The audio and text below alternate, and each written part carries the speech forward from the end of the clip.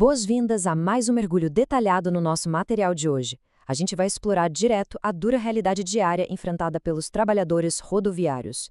Esse material, baseado em 15 anos de relatos de um núcleo de medicina preventiva, joga uma luz naqueles desafios físicos, mentais e até burocráticos absurdos que esses profissionais passam todo santo dia. Afinal, a gente não está falando só de trânsito aqui, né?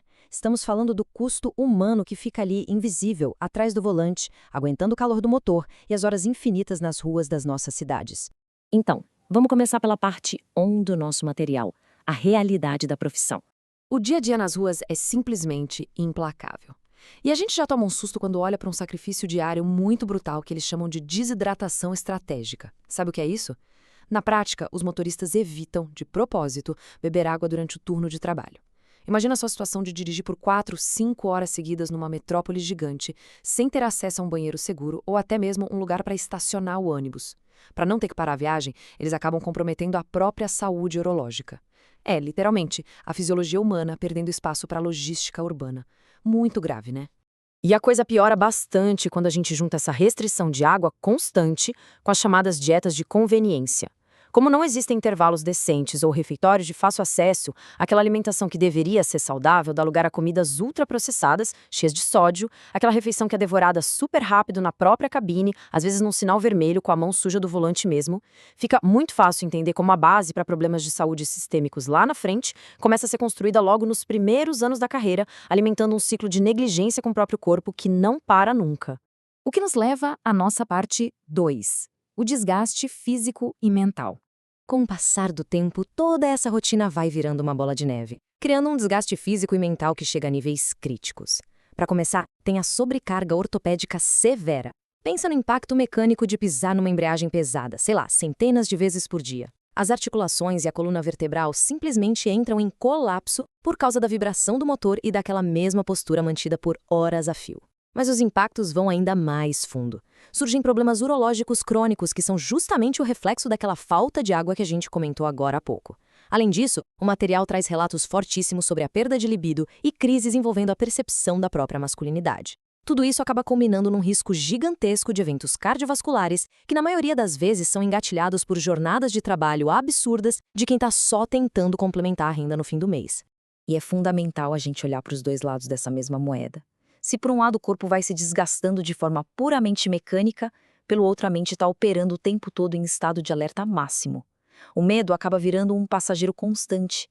A tensão que bate a cada pessoa suspeita que entra no veículo à noite, a ameaça diária de assaltos e a violência urbana de forma geral impõem um peso psicológico enorme, invisível, mas que está lá todos os dias. Esse estresse contínuo mina a saúde mental de um jeito tão violento quanto a vibração do chassi acaba com a coluna do motorista. Agora vamos dar uma olhada na parte 3, o impasse entre o INSS e a empresa. Porque o que acontece quando o corpo e a mente finalmente não aguentam mais e o trabalho se torna impossível? Bom, o profissional cai numa das piores armadilhas do sistema, que é o infame jogo de ping-pong da saúde ocupacional. Aquele trabalhador que agora está doente e super vulnerável praticamente deixa de ser visto como uma pessoa. Ele passa a ser rebatido o tempo todo entre a empresa de um lado e o Estado do outro. É um empurra-empurra de responsabilidade que pode se arrastar por meses ou até anos. A crueldade dessa burocracia fica muito fácil de entender quando a gente visualiza o passo a passo de como isso acontece. Olha só um exemplo bem prático. No passo 1, o motorista começa a ter uma dor crônica nas costas que impede ele de trabalhar. Aí no passo 2, ele vai para o médico do trabalho da empresa, o médico avalia que a condição dele é um risco para a operação e nega o atestado de aptidão, ou seja, ele não pode voltar para o volante. Até aí, ok. Só que no passo 3, ele agenda uma perícia no INSS para tentar o auxílio por incapacidade temporária. O problema é que o perito do Estado tem outra visão, diz que a lesão não é grave o suficiente e nega o benefício. E o resultado final, lá no passo 4, o profissional fica completamente isolado num limbo burocrático. A empresa não aceita ele de volta, o Estado não paga o benefício e a família desse trabalhador fica sem um centavo de renda no momento de maior fragilidade possível.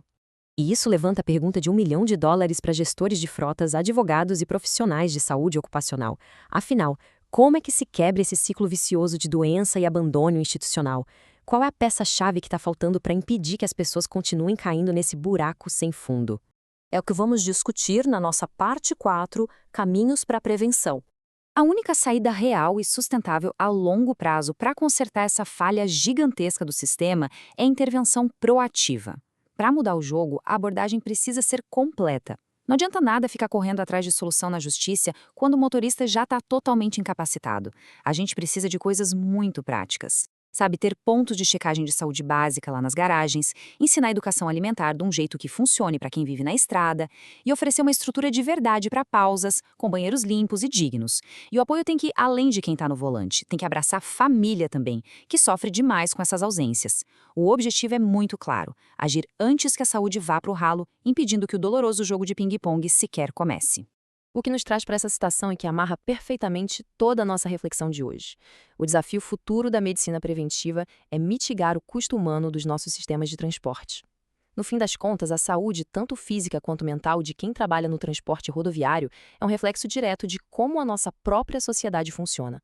Pensando nessa restrição de água, no turno, no terror constante da violência urbana e nesse abandono burocrático todo, fica uma grande provocação aqui para a gente.